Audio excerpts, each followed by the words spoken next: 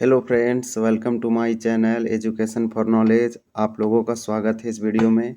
इस वीडियो में देखेंगे 17th बीपीएससी पीटी के लिए जो बिहार विषय से संबंधित प्रश्न पूछे जाएंगे, उसके अंतर्गत देखेंगे बिहार विशेष क्वेश्चन आंसर टॉप 25। तो यहाँ पे प्रीवियस ईयर क्वेश्चन है। तो हम लोग बीपीएससी के द्वारा जो 63rd बीपीएससी लिया गया था पीटी एग्ज़ाम 2018 में, उससे जो क्वेश्चन पूछा गया है उसके अंतर्गत इस क्वेश्चन को हम डिस्कस करेंगे। तो चलिए वीडियो को ना लेट करते हुए स्टार्ट करते हैं। तो फर्स्ट क्वेश्चन है, स्वामी सहजानंद सरस्वती ने एक पत्रिका का प्रकाशन किया जिसका नाम था। तो इस पत्रिका का जो नाम था वो हुंकार था। इसका आंसर बी होगा। ये किसने किए थे? तो स्वामी सहजानंद सरस्वती ने किए थे। नेक्स्ट क्वेश्चन देखेंगे इसके अंतर्गत यहाँ पे आंसर बी होगा, हुंकार वो प्रकाशित किए थे। दूसरा क्वेश्चन है, पटना में वर्ष 1913 में अनुशीलन समिति एक शाखा की स्थापना किसने की थी? तो पटना में स्थापना किया गया था 1913 ईस्वी में अनुशीलन समिति। तो इसका कौन किए थे? इसका स्थापना पटना में 1913 में अनुशीलन समिति की स्थापना किसने किए थे? तो बोलेंगे सचिंद्र नाथ सन्याल। इसका आंसर सी नंबर होगा। सचिंद्र नाथ सन्याल किए थे पटना में 1913 में अनुशीलन समिति की स्थापना। नेक्स्ट क्वेश्चन देखेंगे हम लोग, क्वेश्चन नंबर 3। क्वेश्चन नंबर 3 में है, वर्ष 1922-23 में मुंगेर में किसान सभा का गठन किसने किया? यानी कि मुंगेर में किसान सभा की स्थापना होती है और ये बिहार में 1922-23 में होती है। तो बिहार के मुंगेर जिला में किसान सभा की स्थापना किसने किया था? तो इसका आंसर जो होगा, इनमें से कोई नहीं या इनमें से एक से अधिक। यहाँ पे इसका आंसर जो दिया गया था ई नंबर दिया गया था। नेक्स्ट हम लोग देखेंगे 4 नंबर। वर्ष 1934 में बनी बिहार सोशलिस्ट पार्टी के सचिव थे।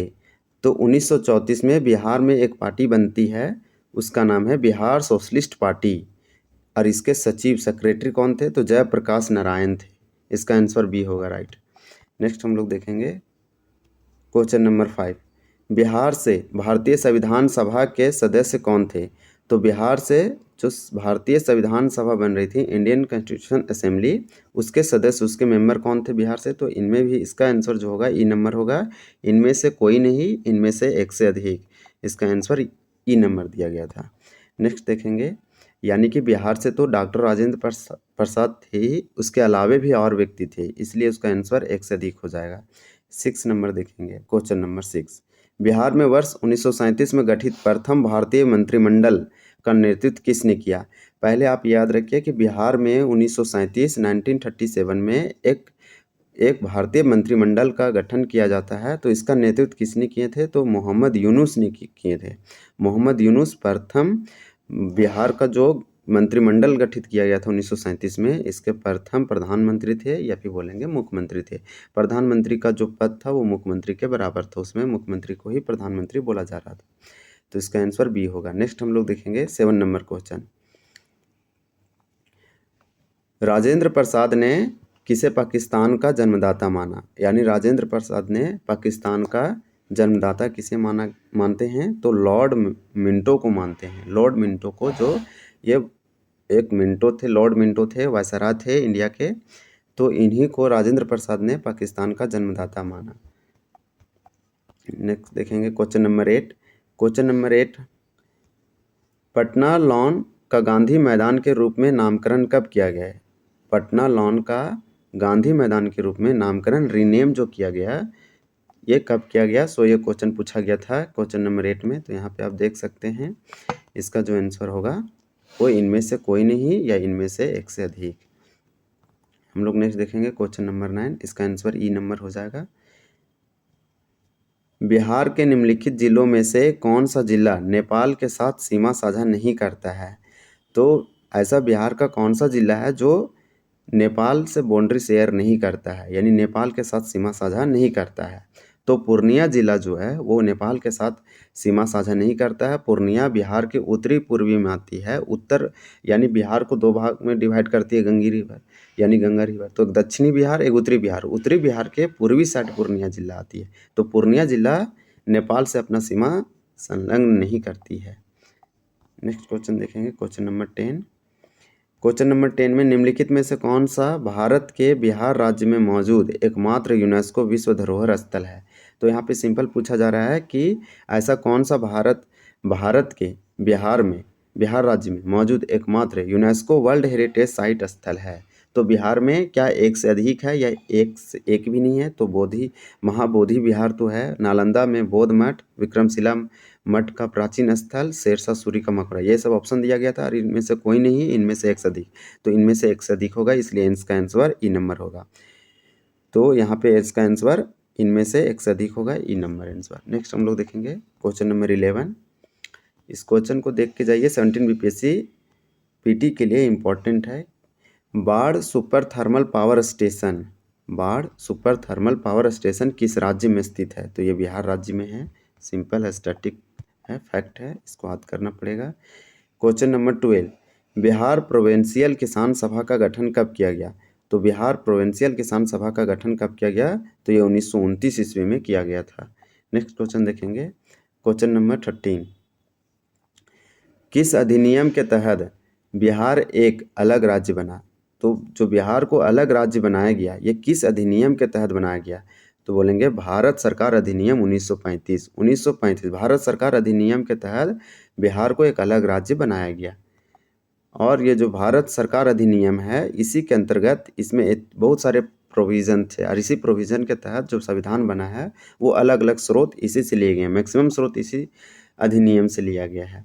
और इसी अधिनियम के तहत बर्मा को, म्यांमार को अलग किया गया था भारत से। नेक्स्ट क्वेश्चन देखेंगे, क्वेश्चन नंबर 14, किस राज्य या किन राज्यों में पंचायती राज संस्थाओं में स्त्रियों के 50% यानी 50% आरक्षण को वैध किया है?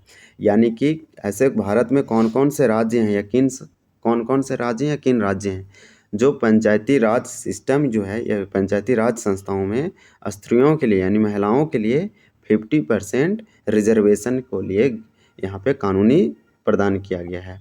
तो ऐसे कौन कौन से राज्य थे? तो भारत में ऐसे बहुत सारे राज्य हैं। तो इसका जो आंसर होगा वह हो जाएगा बिहार, उत्तराखंड, मध्य प्रदेश, हिमाचल प्रदेश। बिहार, उत्तराखंड, मध्य प्रदेश, हिमाचल प्रदेश, यानी इसका आंसर सारे हो जाएंगे क्योंकि ये सारे जो स्टेट्स हैं वो 50% रिजर्वेशन पंचायती राज सिस्टम में प्रदान करते हैं स्त्रियों के लिए, महिलाओं के लिए। नेक्स्ट क्वेश्चन देखेंगे, क्वेश्चन नंबर 15। 50 क्वेश्चन नंबर में दिया गया है कि भारतीय जनगणना 2011 जनगणना के अनुसार पुरुषों एवं स्त्रियों दोनों में प्रतिशत साक्षरता दर किस राज्य में न्यूनतम है? यानी 2011 सेंसस के अकॉर्डिंग टू 2011 सेंसस ऐसा भारत का कौन सा ऐसा राज्य है जिसमें पुरुषों और महिलाओं का जो लिटरेसी रेट है यानी साक्षरता दर है उसका जो परसेंटेज है वो सबसे कम है, न्यूनतम है? तो यह सिर्फ बिहार है। बिहार में लिटरेसी रेट कम है यानी पुरुषों में भी और स्त्रियों में, और ऐसा करने वाला वो सबसे बॉटम में आता है भारत के राज्यों में से। तो इस क्वेश्चन को याद कीजिए, यानी कि यहाँ पे आपको सेंसस वाला टॉपिक भारत को और एज वेल एज बिहार को कंप्लीट करके जाना है। नेक्स्ट क्वेश्चन देखेंगे, 16 नंबर, बिहार में कृषि भूमि की जोतों का औसतन आकार दूसरे राज्यों की तुलना में है तो न्यूनतम से द्वितीय है। यानी कि बिहार में जो कृषि भूमि की जोतों का जो औसतन आकार है वो दूसरे राज्यों की तुलना में न्यूनतम से द्वितीय है। नेक्स्ट क्वेश्चन देखेंगे, ये क्वेश्चन नंबर 16 था, इसका आंसर बी होगा। 17 क्वेश्चन नंबर देखेंगे, भारत के किस राज्य की वर्तमान मूल्यों पर नवीनतम प्रति व्यक्ति आय न्यूनतम है? तो बिहार है। ये एग्ज़ाम 2018 में हुआ था, तो उस समय के ये प्रेस्पेक्ट में पूछा गया था। तो यहाँ पे जो करंट अफेयर है वो अभी 2024-2023 का पूछा जाएगा, तो ये क्वेश्चन उतना इम्पोर्टेंट नहीं है। लेकिन भारत के किस राज्य में वर्तमान मूल्यों पर नवीनतम प्रति व्यक्ति आय न्यूनतम है, यानी कि पर कैपिटा इनकम जो है वो सबसे कम किस राज्य में है? तो यहाँ पे बिहार में था। ये पूछा गया है इकोनॉमिक सर्वे बजट, आप भारत का भी इकोनॉमिक सर्वे और बजट करके जाइए और साथ में बिहार का भी, यहाँ से क्वेश्चन पूछे जाते हैं डायरेक्टली। क्वेश्चन नंबर 18, बिहार में नवीनतम वार्षिक प्रति व्यक्ति बिजली का उपभोग है तो न्यूनतम है। यानी कि बिहार में नवीनतम वार्षिक प्रति व्यक्ति बिजली का उपभोग है तो न्यूनतम है। यानी कि यहाँ पे जो बिहार में एक वर्ष में जो बिजली की खपत हो रही है, कंजम्पशन हो रही है, वो बहुत ही कम हो रही है। नेक्स्ट देखेंगे, क्वेश्चन नंबर हम लोग 19 देखेंगे। 19 क्वेश्चन नंबर में दिया गया है कि बिहार में प्रति 1 लाख जनसंख्या पर सड़क की लंबाई है। तो ये भी इकोनॉमिक सर्वे में आपको आर्थिक सर्वेक्षण में एक आंसर मिल सकता है। ये 2018 का पूछा गया था, लेकिन अब ये अपडेट हो गया होगा 2024 में, तो ऐसे क्वेश्चन पूछे जा सकते हैं कि बिहार में प्रति 1 लाख जनसंख्या पर सड़क की लंबाई कितनी है? तो न्यूनतम से द्वितीय है। ये इंडिया के प्रोस्पेक्ट में पूछ रहा है कि सारे राज्यों को के बारे में। यहाँ 20 नंबर क्वेश्चन देखेंगे। 20 क्वेश्चन नंबर में दिया गया है, निम्नलिखित में से कौन सी नदी फतुहा के पास गंगा में मिलती है। आपको जो अफवाह प्रणाली है बिहार को, उसको आप करके जाइए। यहाँ पे डायरेक्टली क्वेश्चन 1 से 2 रहेगा, क्योंकि सिलेबस में डायरेक्टली मेंशन है नदी वगैरह। तो ज्योग्राफी आपको करके जाना है। बिहार में बहुत सारे गंगा रिवर बहती है, तो उत्तरी बिहार से आती है और गंगा में मिलती है। इसी प्रकार से दक्षिणी बिहार की रिवर गंगा में मिलती है, दक्षिण से और होते हुए जाती है उत्तर की ओर और गंगा में मिलती है। तो यहाँ पे एक नदी है, ऐसा कौन सा नदी है जो फतुहा के पास गंगा में मिलती है। तो ऐसा कौन सा नदी है वो देखेंगे हम लोग आंसर में। इसका जो आंसर होगा वो पुनपुन। पुनपुन नदी फतुहा में मिलती है गंगा के पास। ये उत्तर बिहार की नदी है, यानी कि बोलेंगे ये नदी जो है वो बिहार राज्य की है। कोपेन के जलवायु वर्गीकरण के अनुसार उत्तर बिहार की जलवायु किससे प्रदर्शित की जाती है।